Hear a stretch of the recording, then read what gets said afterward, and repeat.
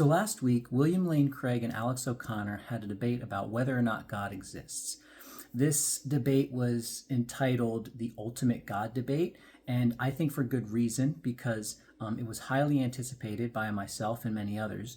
The reason being, William Lane Craig is the premier Christian apologist and defender of the existence of God in our generation, and maybe of all time. And Alex O'Connor is, although he's a young atheist, he's becoming one of the leading atheist thinkers of our generation. I think largely because he's taken this approach of asking questions that many people have kind of taken for granted for a while. I think that he asks very reasonable questions and pushes back on issues that many people haven't really pushed back on because largely because of apologetics and Christian or religious culture and how it has kind of taken certain things for granted. And so I think many people consider certain things silly questions. But I think he's sort of taken a newer approach to really pressing in on a lot of these questions. At the very least, he's done a really good job of popularizing these arguments against God's existence and considering them very intellectually honestly. He's not this sort of new atheist, aggressive type of guy. And so I think in that way, he's very congenial and even likable. So that's why these two have been really kind of the big names right now in discussing this particular topic. Now, they only had about an hour and a half, and so they were only able to touch on two topics. One was the Kalam Cosmological Argument, and the other was the problem of evil and suffering, specifically the problem of animal suffering. The Kalam Cosmological Argument is what Craig is known for, and the issue of animal suffering is kind of what O'Connor is known for. And so it was very interesting to hear this discussion on these issues. Even though these two have had discussions before, this, I think, is the first time that they actually approached just straightforwardly the does God exist question together. So the Kalam Cosmological Argument is what they start with, and this is a widely discussed argument for God's existence, and it gets into basically the details of eternity and whether or not infinities can or do exist. And so this part of the conversation got really into the weeds philosophically, and it's very interesting. But what I'm interested in talking about is addressing the problem of animal suffering that they discussed in the second half of their conversation. The reason being, I think that there are some things that can be clarified because there was so much to talk about that wasn't able to be addressed. And I think there are some implications from this that follow-up discussions would really benefit from recognizing and acknowledging. Now, I think one of the issues here was that, in a sense, they were talking past each other. Now, I think they understand each other's positions very well, but the way they articulated themselves seemed as if they were talking past each other because one of the things they discussed was that animals, or whether animals know that they are suffering. And William Lane Craig says that animals don't know that they are suffering. And so that sort of diminishes it in a sense. And Alex O'Connor, he says that animals do know that they are suffering. And so this is sort of like the hinging part of the argument. But before I talk more about that, let me just set this up. The idea basically is that if this perfect being, this omni-God exists, it really wouldn't make sense because of all of the suffering that we see, in particular, the gratuitous suffering that occurs by animals. Now, the idea here is that human suffering can sort of be justified for certain reasons. Maybe we deserve it, or we've brought it on ourselves, or there is some reason that it kind of forms us into better beings, and it sort of benefits us in some sense. But the problem with this at a basic level is that none of these redemptive qualities really affect animals, and yet animals have been suffering for far longer than humans have been. What we know now is that animals and other creatures of the world in general have been around for many, many, many years, millions of years even before humans came onto the scene. And one of the justifications for the fact that humans suffer is, at least especially largely in religious cultures, is that humans have brought it on themselves. In the Christian framework, this is called the fall, right? Christians rebelled against God and created this world wherein all of this suffering occurs. Now, there are certain problems with this, such as natural disasters. They didn't really talk about that as much. The point was primarily that other creatures still suffer and always did before this thing called the fall. And so the point of the problem of animal suffering is that it's strange to imagine that this omni-God would create a world in which suffering is built into the fabric of the ecosystem and really just how everything works, even long before this whole idea of the fall.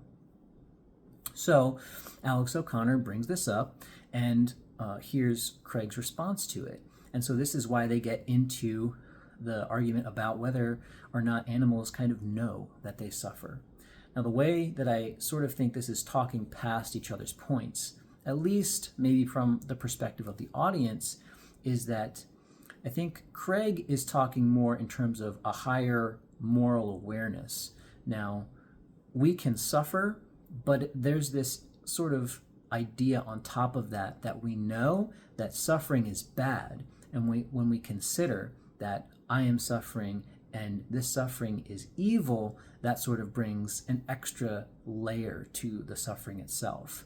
And I think what Craig is trying to get at here is that animals don't have this higher order moral awareness, and they don't sort of realize this idea that suffering is bad, and so their own suffering is ultimately bad. O'Connor says something more like, animals know they suffer, of course, because they are suffering. That's what suffering is. Suffering is to know that you are suffering.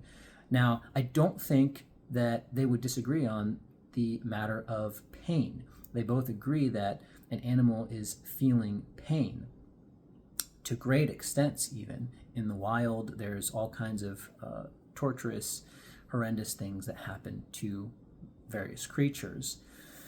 But I think it's this idea where they sort of butt up against each other. I think Alex's point is that animals, just by virtue of feeling any sort of pain, that is the suffering, and that is enough. They don't need to have this sort of higher order moral awareness in order for the suffering to be insignificant. And I think that's sort of what Craig intends. Now, I would say I agree with Craig as far as we know that animals probably aren't aware morally of this idea that their suffering is bad.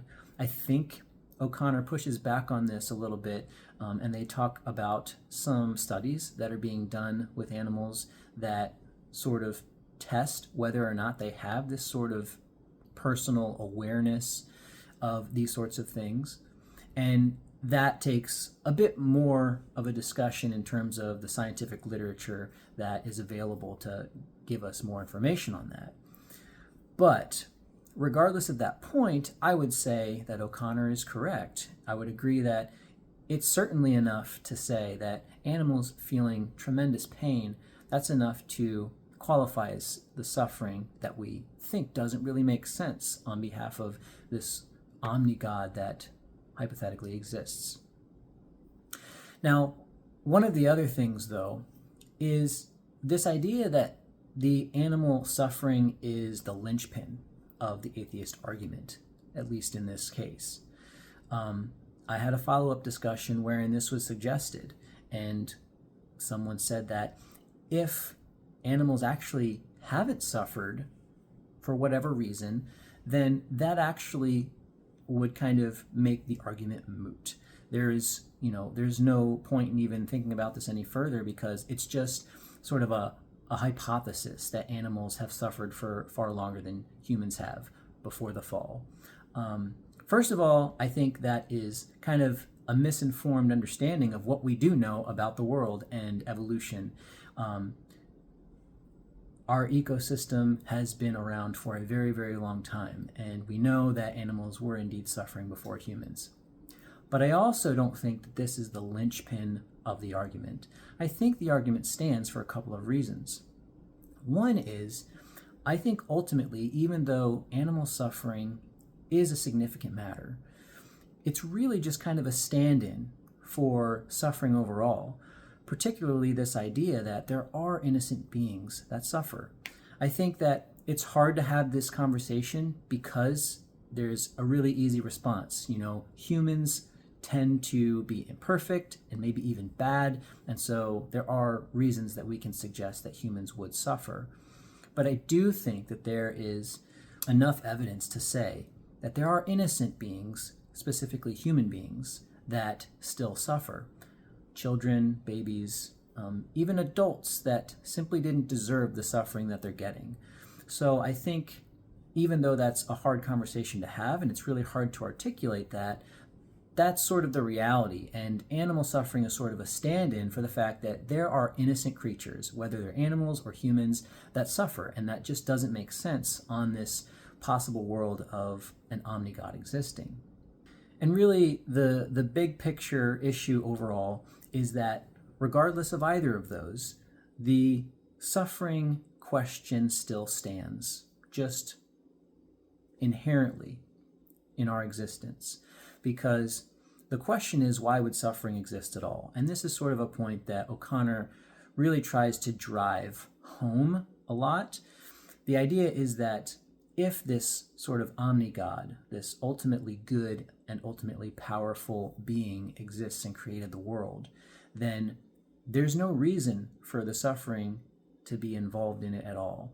Because if this all-powerful and all-good being existed and created the world, then there really wouldn't be a need for it, because let's say the best response is that this suffering has some value to humanity, and suffering to some extent allows us to maybe draw closer to God or improve ourselves in some way, become better beings. The idea is that an ultimately good and ultimately powerful God could have created any sort of world, and could have created a world in which those good things happen without the suffering, and that we could be aware of, and that we can experience some sort of joy or bliss without this sort of suffering. And particularly what they call gratuitous suffering. And this is another major point that O'Connor discusses often, because you can say that there's some minor suffering that helps us in certain ways, makes us better, improves the world, and so on. Giving birth, for example, good thing that comes through pain. Even that you can say doesn't require the pain. If God could have certainly created a world in which humans didn't have to suffer through childbirth, but that's sort of the baseline idea. However, there is suffering that exists that doesn't have any sort of redemption on the other side of it, such as children being raped or tortured. These sorts of things don't seem very necessary for all of whatever good comes out of it, or at least on the other end of it. And so again, this is why, at the very least, we can talk about the issue of animal suffering, because any animal suffering doesn't, as far as we have within our religious frameworks even, it doesn't have a sort of redemptive quality. There's nothing better or good that will come out of animal suffering. And so, because of these reasons, I think that O'Connor is correct. Ultimately, in terms of his purpose here, I think that to attempt to minimize animal suffering, first of all, is kind of evading the question, or even being intellectually dishonest. But even philosophers like Craig, who try to find ways of justifying it, I just think ultimately they don't work. Because at bare minimum, if there was this omnigod who, before creating the world, knew what would happen in it and knew that this suffering would be required for some reason, then perhaps it would be better that this God chose not to create this world. It might be better that things like the Holocaust didn't have to happen at all, even with all the good in the world. But I think at the very least, there are two options there. Either this all good and all powerful God could have figured out a way to create a world that does not require suffering, or this God had the choice to not create a world at all that ultimately involved such horrific, tremendous suffering. So in any case, this was a really good discussion, although brief. I would have loved to hear a lot more, and I hope that they have some follow-up discussions because there's so much that they need to tackle. And I hope that if you haven't seen it, you'll get a chance to go and listen and enjoy.